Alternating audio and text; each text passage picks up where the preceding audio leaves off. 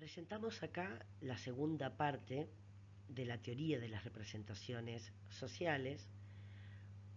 con una definición más propuesta por Denis Jodelet, quien fue la principal discípula de Serge Moscovici, que salió a la arena de los estudios de las representaciones sociales con su ya clásica investigación etnográfica sobre locura y representaciones sociales a partir de analizar las creencias, las conductas en las zonas rurales de Francia como producto de los procesos de desmanicomialización, cómo incorporaban esas sociedades rurales el tener que compartir su vida cotidiana con los locos. Además de esta interesante investigación realizada por Denis Jodelet, la traemos a ella acá para iniciar este video porque jugó un rol fundamental en difundir la teoría de las representaciones sociales en la región latinoamericana.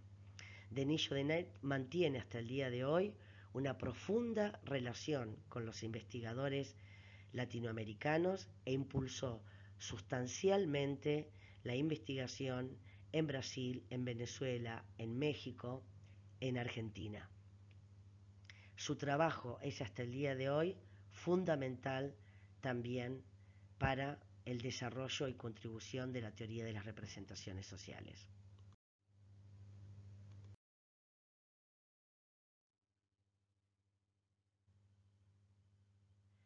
En lo que hace a la formación y funciones de las representaciones sociales, podemos decir que éstas tienen como un lugar esencial el proceso de comunicación, proceso en el cual se produce la reconstrucción de lo real a partir de la necesidad de las personas de contar con una matriz que les permita describir el ambiente que los rodea. A partir de esta matriz, las representaciones sociales permiten a las personas categorizar al mundo, volverlo convencional, permitir la comunicación, las interpretaciones, y se vuelven prescriptivas, es decir, se caracterizan por una fuerza irresistible que da la tradición y que nos indica a las personas cómo pensar respecto de algo o de alguien.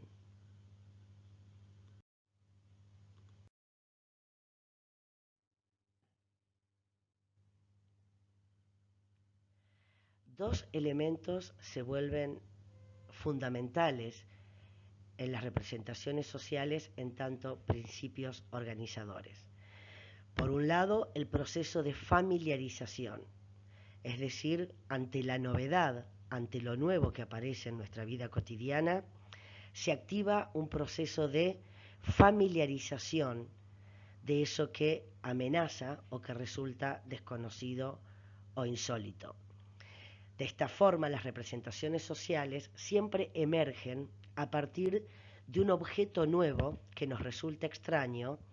y que para elaborarlo lo debemos hacer conocido. En este proceso de familiarización es fundamental la identidad, que tiene que ver con el sociocentrismo, esa tendencia a anclar el proceso de familiarización en los intereses de un colectivo o de un grupo. Es decir, este conocimiento práctico responde a la necesidad de vulgarizar el objeto para que sea de utilidad en la vida cotidiana y responde a los intereses del grupo. Por eso, cuando decimos principio organizador, la construcción de una representación social tiene que ver con la defensa de la identidad social. Por eso nos encontramos que al sociocentrismo se le responde como que siempre la conclusión se antepone a las premisas, porque responde a los intereses sociales de un colectivo.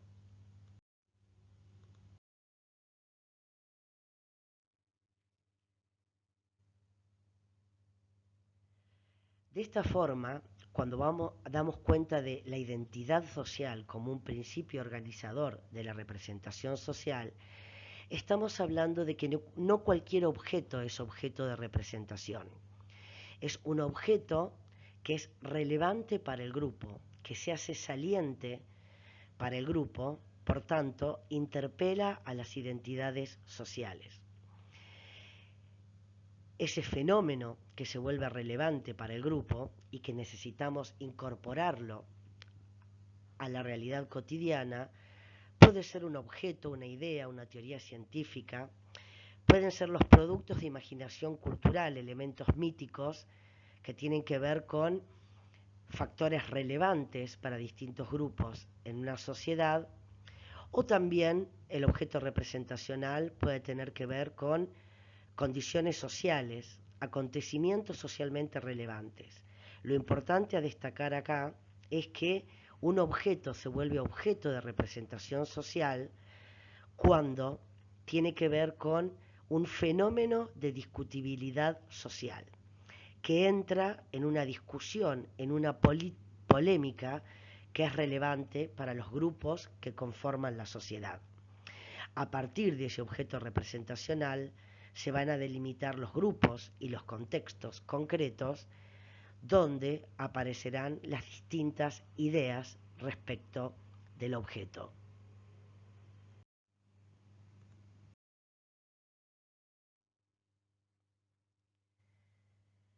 Las representaciones sociales, en tanto herramienta de la epistemología popular, del conocimiento del sentido común, no sigue la condición de pensamiento lógico y coherente, por lo cual el principio de no contradicción que subyace a esa supuesta necesidad de entendimiento común es más un imperativo cultural. Uno parte de la idea de que ningún individuo puede romper de modo permanente sus lazos sociales. Y por más absurdo o difícil que esto pueda a veces resultar, persigue la supuesta no contradicción. Pero el pensamiento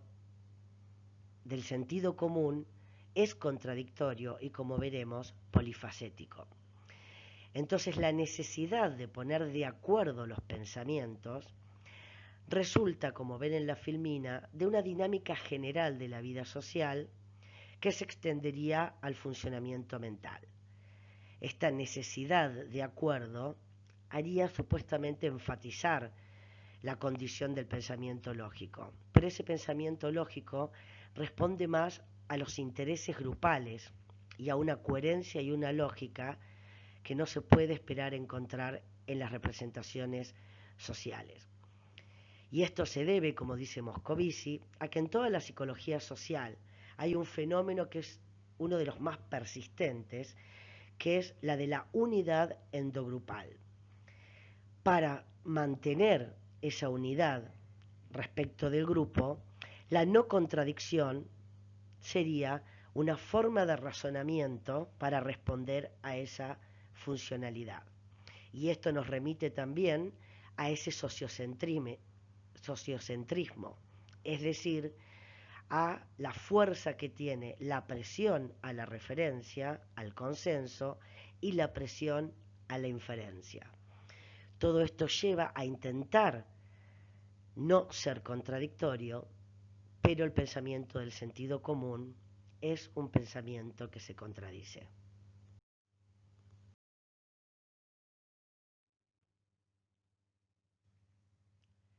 Junto entonces a abandonar la idea de no contradicción, se resalta entonces la polifasia cognitiva que se encuentra en las representaciones sociales. Como establece Moscovici,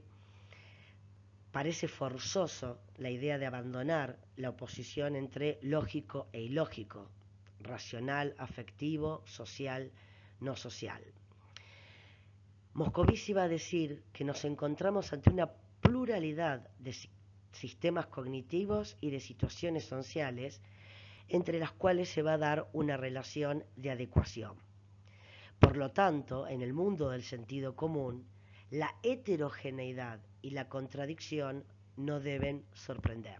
Recuerden que esto resulta también de cuando Moscovici planteaba a partir de las ideas de Durkheim que era estéril dividir las representaciones colectivas de las representaciones individuales. Por tanto, junto a la no contradicción, lo que es la normalidad es la polifasia en estas representaciones en competencia que vemos en el mundo social. Y entonces, la idea de polifasia cognitiva va a iluminar dos elementos importantes en la investigación psicosocial. Primero, el de tener en cuenta las características sociales de la situación. Y por otro, prestar atención a los procesos de cambio y transformación. Es decir, cuando se cambia de situación social, aparece la contradicción y la polifasia. Lo que pienso y digo en una situación puede no corresponder a otra situación. Y si estamos frente a un proceso de cambio y de transformación, lo que es esperable que uno esté transitando una situación de disonancia, de contradicción y de ampliación de la polifasia.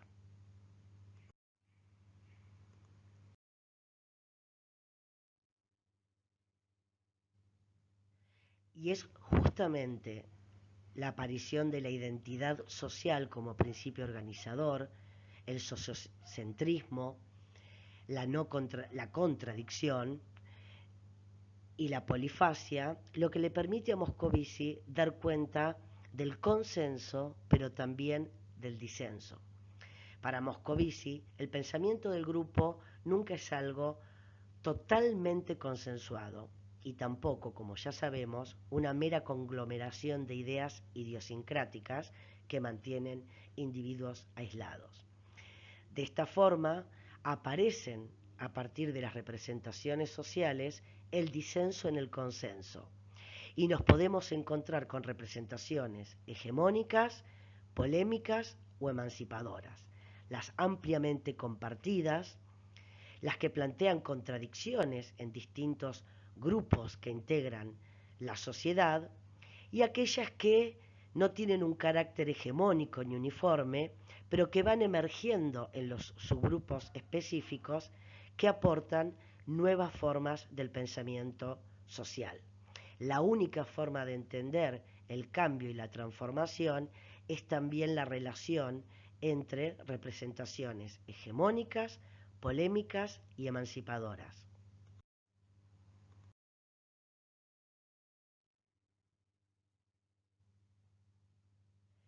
En lo que hace a su contenido, una primera idea de esquema o de estructura que nos provee Moscovici es entender que estos esquemas que se forman y que a la vez son atravesados por elementos como las prácticas religiosas o las orientaciones ideológicas, pueden dividirse como una primera estructura de aproximación en la información, que es lo que organiza los conocimientos que posee un grupo respecto a un determinado objeto social,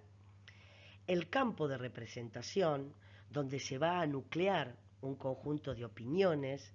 e imágenes que en principio no aparece ordenado ni estructurado, pero que se va a ir ordenando y estructurando al ponerse en relación con los esquemas previos y que en última instancia implica la introducción de modelos sociales que las personas tenemos y que van incorporando cierto orden, cierta jerarquía. Junto a la información y a ese campo de representación está fundamentalmente como elemento del contenido y estructura las actitudes.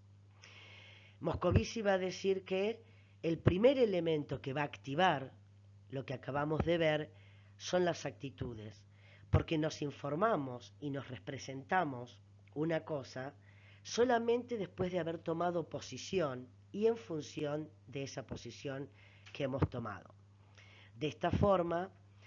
lo primero a lo que accedemos es dar cuenta de esa orientación global en relación que las personas y los grupos tienen respecto del objeto de representación social en tanto y en cuanto la actitud que veíamos como lo más concreto en relación a sistemas de valores o a ideologías, la tomamos como efectivamente esa dimensión más aprehensible y primera desde el punto de vista de la génesis de las representaciones sociales, que luego nos permitirán al mismo tiempo dar cuenta del conjunto de información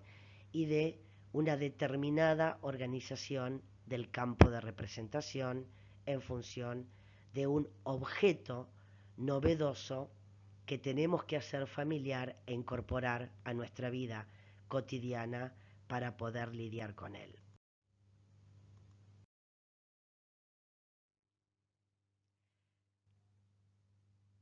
Como se dijo cuando hablábamos de la formación y de la función de las representaciones sociales, el proceso de comunicación es vital. Moscovici habla de la comunicación como un afrontamiento simbólico respecto de un objeto representacional y establece claramente cómo un objeto de representación, una idea, un acontecimiento, se va transformando en un objeto de discutibilidad social y que al mismo tiempo nos va a permitir dar cuenta cómo en procesos como la difusión, la propagación y la propaganda, un determinado objeto problemático aparece de forma difuminada en la sociedad. Aparecen luego los grupos que incorporan a su interior la discusión y la caracterización de ese objeto o problemática de discutibilidad social. Aparece la difusión y la diferencia entre los grupos para finalmente dar cuenta de la propaganda, es decir, del fortalecimiento de las ideologías al interior de los grupos y que va a dar cuenta del conflicto intergrupal. Y de esta forma podemos distinguir la opinión,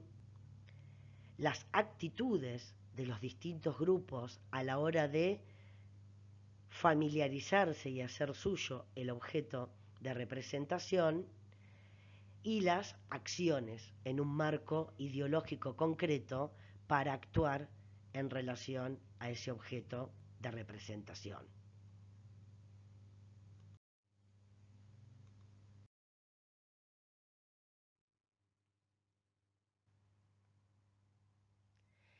En ese proceso comunicacional y de afrontamiento simbólico, Moscovici plantea que cualquiera sea la modalidad de comunicación, difusión, propagación, propaganda,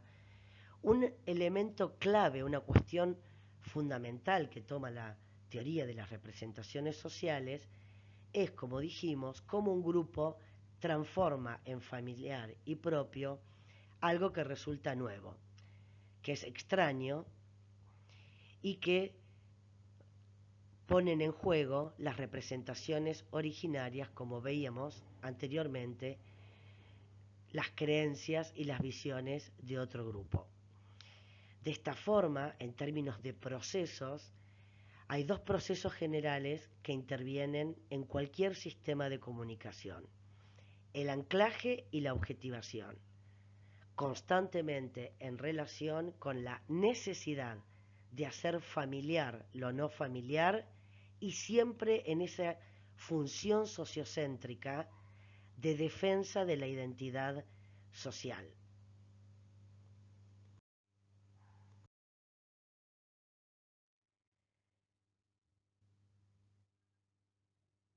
Moscovici plantea entonces, cuando habla de las ideas que se transforman en objetos del sentido común, en que para eludir la amenaza que representa lo nuevo y para restaurar la identidad que aparece cuestionada, las representaciones sociales elabora dos procesos fundamentales. Por un lado, la objetivación, que tiene que ver con la necesidad de reabsorber un exceso de significaciones materializándolas, es decir, hacer concreto algo abstracto, las ideas abstractas, lo relacional, se materializa en figuras. El de ejemplos, en su investigación sobre el psicoanálisis, su imagen y su público, de cómo se va formando una esquematización o un núcleo figurativo, una estructura creadora de imagen que se va a hacer visible y tangible. Se transforma esa idea abstracta sustituyendo lo percibido por lo conocido. Ese cambio de lo indirecto en directo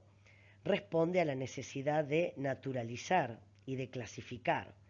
de adaptar a lo preexistente. De esta forma, nos cuenta Moscovici cómo, al analizar la impregnación de la teoría del psicoanálisis en la sociedad francesa, ya no solamente se caracteriza a alguien como testarudo o querellante, sino como agresivo o reprimido. Como en las charlas y discursos cotidianos empezamos a caracterizar a las personas: tenés un complejo, tenés un trauma,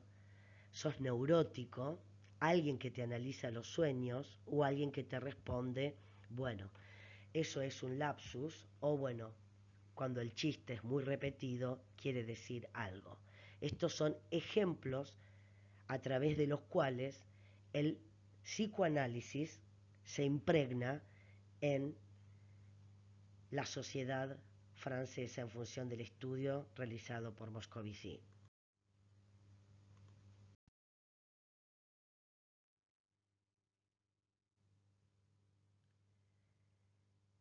Finalmente, a las funciones de naturalizar y de clasificar de la objetivación le viene como proceso complementario el proceso de anclaje,